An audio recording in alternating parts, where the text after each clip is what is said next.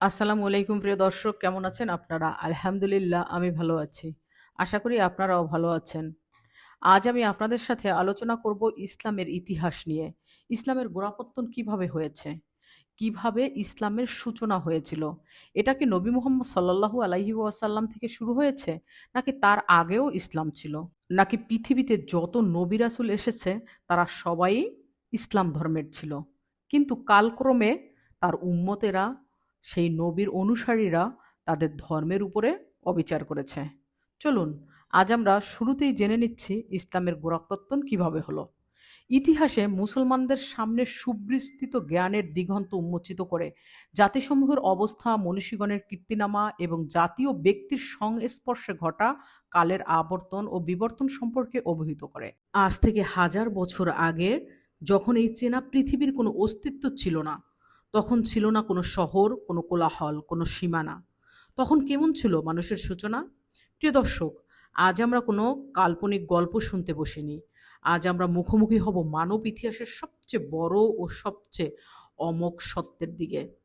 যে সত্যের খোঁজে মানুষ কোটি কোটি টাকা খরচ করে, যে সত্যের অভাবে পৃথিবীর কোটি কোটি মানুষ আজ অন্ধকারে হাতড়ে বেড়াচ্ছে। আমাদের মনে প্রায়ই একটা প্রশ্ন জাগে, এই পৃথিবীতে এত ধর্ম কেন? ইসলাম কিভাবে আসলো? এটি কি কেবলই 1400 বছর আগের কোনো নতুন মতবাদ, নাকি এর শিকড়ে লুকিয়ে আছে পৃথিবীর প্রথম আলো ফোটার দিনে?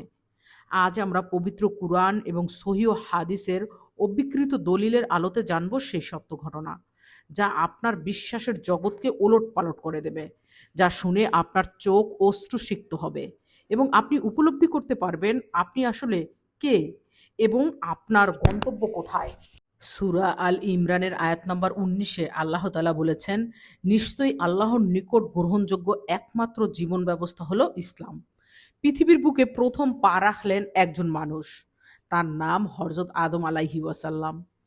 তিনি কোনো বিবর্তনের ফসল ছিলেন না, তিনি ছিলেন আল্লাহর নিজ হাতে গড়া এক অপূর্ব সৃষ্টি।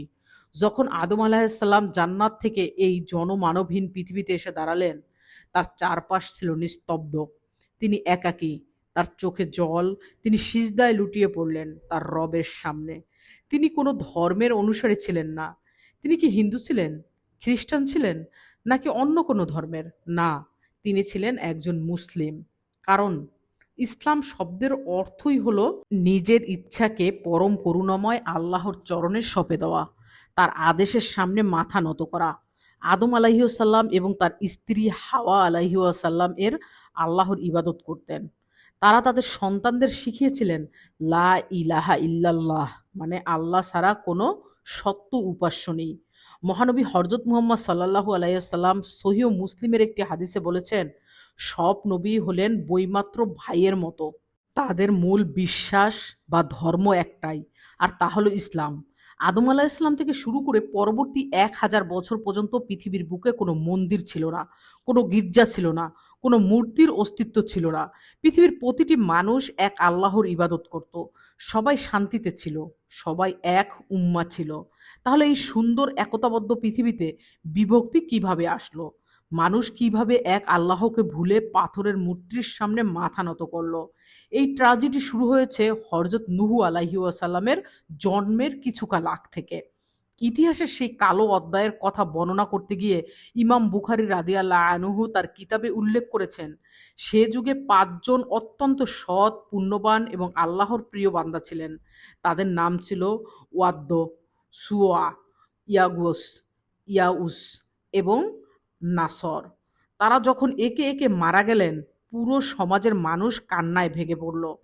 তারা তাদের প্রিয় নেককার মানুষদের হারিয়ে দিশেহারা হয়ে গেল। ঠিক তখন মানুষের ছদ্মবেশে আগমন ঘটল ইবলিস শয়তানের। সে এসে মানুষের আবেগকে পুঁজি করল। শয়তান বলল, তোমরা তোমাদের এই প্রিয় মানুষদের কেন ভুলে যাচ্ছ? এক কাজ করো, তোমাদের বসার জায়গায় তাদের অবিকল কিছু মাটির মূর্তি বা ভাস্কর্য বানিয়ে নিয়ে রাখো।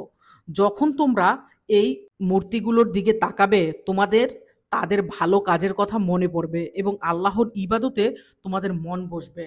মানুষ ভাবল, এ তো বেশ ভালো কথা। চেনা প্রজন্ম দুনিয়া থেকে বিদায় নিল, আসলো নতুন প্রজন্ম। তারা জানতো না কেন এই মূর্তিগুলো বানানো হয়েছিল। তখন শয়তান আবার আসলো এবং বলল, তোমাদের পূর্বপুরুষেরা তো এই মূর্তিগুলোর কাছেই বৃষ্টি চাইতো, এদের মাধ্যমেই আল্লাহর দয়া পেত, তোমরা কেন এদের পূজা করছো না? হায় আফসোস, মানুষের অজ্ঞতা আর শয়তানের ধোকায় পড়ে মানুষ আল্লাহর দেওয়া মাথাটা রাজা দিগরাজ আল্লাহর সামনে অবনত না করে নিজেদের হাতে তৈরি মাটির পুতুলের পায়ে লুটিয়ে দিত। মানব ইতিহাসের জন্ম নিল প্রথম শিরক। মানুষ এক ধর্ম থেকে বিভক্ত হওয়া শুরু করলো। যখনই মানুষ পথভ্রষ্ট হয়েছে, দয়াময় আল্লাহ মানুষকে ফেলে রাখেননি। তিনি যুগে যুগে 1,24,000 নবী রাসূল পাঠিয়েছেন। পবিত্র কুরআনের সূরা ফাতিরের 24 নম্বর আয়াতে আল্লাহ বলেন, এমন কোনো জাতি অতিবাহিত হয়নি যার কাছে কোনো সতর্ককারী আসেননি, মানে কোনো নবী আসেনি। ভারতের মাটিতে, চীনের প্রাচীর সভ্যতায়, পারস্যের বুকে সবখানেই আল্লাহ নবী পাঠিয়েছিলেন। তারা সবাই এসে বলেছিলেন, এক আল্লাহর দাসত্ব করো। কিন্তু নবীদের মৃত্যুর পর মানুষ তাদের শিক্ষা বদলে ফেলে। কেউ আগুনকে খোদা বানালো, কেউ সূর্যকে, কেউ বা প্রকৃতির পূজা শুরু করলো। আসুন বনি ইসরাইলের দিকে তাকাই। আল্লাহ পাঠালেন হযরত মুসা আলাইহিসসালামকে। মুসা আলাইহিসসালাম কিন্তু ইহুদি ধর্মের প্রচার করেননি। তিনি ছিলেন একজন মুসলিম। তিনি তাওরাত কিতাব নিয়ে এসেছিলেন। কিন্তু তার বিদায়ের পর পথ দেখাতে আসলেন হযরত ঈসা আলাইহি ওয়াসাল্লাম, যাকে দুনিয়ায় যিশু নামে চেনে। তিনি জন্মেছিলেন কুমারী মরিয়ম আলাইহি ওয়াসাল্লামের গর্ভে, আল্লাহর এক অলৌলিক ফুৎকারে।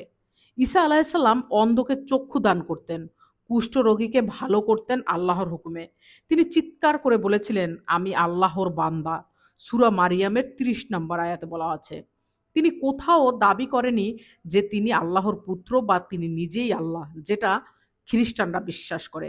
বর্তমান সমাজে কিংবা এর পূর্বেও খ্রিস্টানরা বিশ্বাস করে যে ঈসা আলাইহি ওয়াসাল্লাম আল্লাহর পুত্র কিংবা তিনি নিজেই আল্লাহ। কিন্তু খ্রিস্টানদের ধর্মীয় গ্রন্থ কিংবা পৃথিবীর কোনো ধর্মগ্রন্থে এরকম কোনো কথা নেই যে ঈসা আলাইহিসসালাম বলেছেন যে আমি আল্লাহর পুত্র। তিনি বলেছেন, আমি আল্লাহর সৃষ্টি এবং আল্লাহ একজনই। সে নিজেকে কোথাও কখনো আল্লাহ বলে দাবি করেননি। তিনি সৃষ্টিকর্তা বলে নিজেকে কখনোই দাবি করেননি। এটা সম্পূর্ণ ভুল ধারণা এবং এটা শুধুমাত্র খ্রিস্টান নির্মম ইতিহাস। রোমান সাম্রাজ্যের অত্যাচারী শাসকেরা এবং কিছু পথভ্রষ্ট মানুষ ঈসা আলাইহিসসালামের করল। তারা এক আল্লাহর জায়গায় তৃতীয়বাদ বা তিন খোদার ধারণা নিয়ে আসলো। তারা বলতে শুরু করলো ঈসা আলাইহিসসালাম নাকি খোদার পুত্র। নাউজুবিল্লাহ। এভাবেই জন্ম নিল আজকের খ্রিস্টান ধর্ম। যখন পুরো পৃথিবী মূর্তি পূজা, কিতাব শুধু হাহাকার, তখন আরবের মক্কা নগরীতে হেরা গুহায় জ্বলল মহাকালের শেষ প্রদীপ। অন্ধকার ছেলে জিব্রাইল আলাইহিসসালাম নিয়ে আসলেন আল্লাহর বাণী ইকরা, মানে পড়ুন আপনার রবের নামে। আল্লাহর শেষ কিতাব নিয়ে আগমন ঘটল সাইয়্যিদুল মুরসালিন রাহমাতুল্লিল আলামিন হযরত মুহাম্মদ সাল্লাল্লাহু আলাইহি সাল্লাম। তিনি কোনো নতুন ধর্ম নিয়ে আসেননি। তিনি এসেছিলেন আদম, নুহু, ইব্রাহিম, মুসা ও ঈসা আলাইহিসসালামের সেই আদি ধর্ম ইসলামকে পুনরুজ্জীবিত করতে এবং এর পূর্ণতা দিতে। পূর্ববর্তী নবীরা এসেছিলেন নির্দিষ্ট সময়ের জন্য, নির্দিষ্ট জাতির জন্য। তাই তাদের কিতাব সংরক্ষণের দায়িত্ব আল্লাহ মানুষকে দিয়েছিলেন, আর মানুষ তা বিকৃত করে ফেলেছিলেন।